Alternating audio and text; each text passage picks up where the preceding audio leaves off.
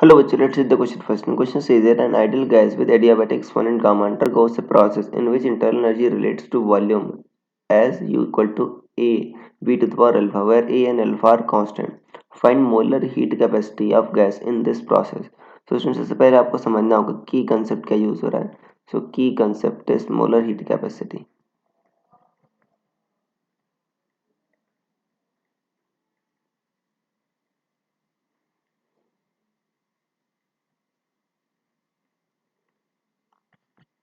देखो बच्चों, molar heat capacity जो होती है, एक मोल का आप टेम्परेचर 1 डिग्री सेल्सियस बनाने के लिए कितना आपको हीट चाहिए, उसी को आप मोलर हीट कैपेसिटी बोलते हो. अब यू की वैल्यू दे रखी है बच्चों A V to the power alpha, ये दे रखा है.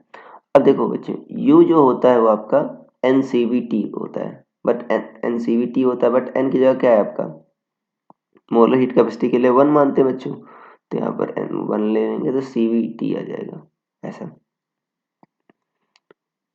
अब देखो, जो बच्चों सी का फॉर्मूला होता है C V plus R T by V, या पी कह सकते हो आप, R T by V D, आपका D V by D T, ये होता है,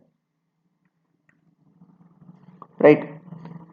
अब देखो, यहाँ पर आपको D V by D T चाहिए, इसीलिए हमने यू को ऐसा लिखा था. सी वी यहाँ पर कांस्टेंट है, तो यहाँ पर यू क्या लिख दो बच्चों, सी वी टी है, तो C V T equal to A V to the power alpha.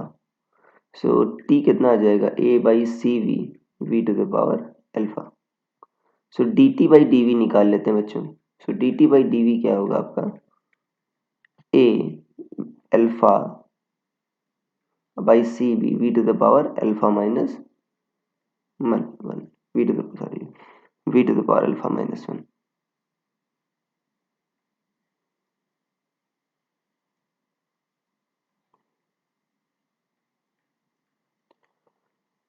तो बच्चों इसमें आप वैल्यू रख दो यहाँ पर, तो सी कितना हो जाएगा आपका, C V plus R T by we.